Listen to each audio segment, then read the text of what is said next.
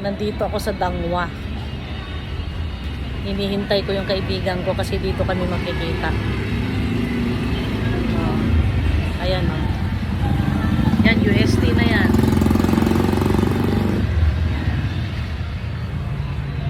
$6:30 naman ang usapan namin.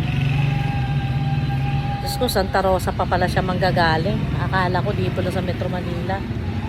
Pero malapit na daw siya eh. Ayan. Ang hirap ng parking dito.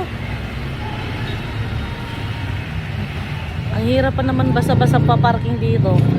Clam ka kaagad.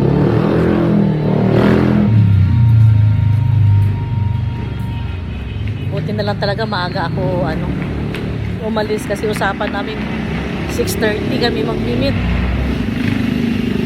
Buti na lang inagahan ko kasi naligaw-ligaw kami. Ang hirap maghanap dito sa address na to. Ang lilit ng mga kalye. Isa-isang sasakyan na talagang kasya. Kaya yung isa, kaya siya mismo din naligaw-ligaw din siya. Ito na yata.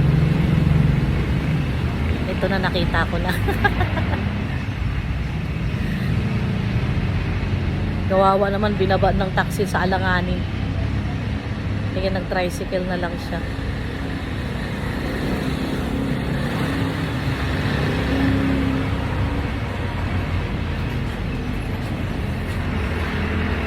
Ayun na.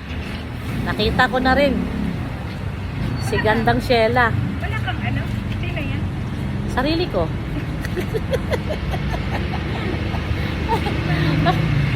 Iba-vlog kita.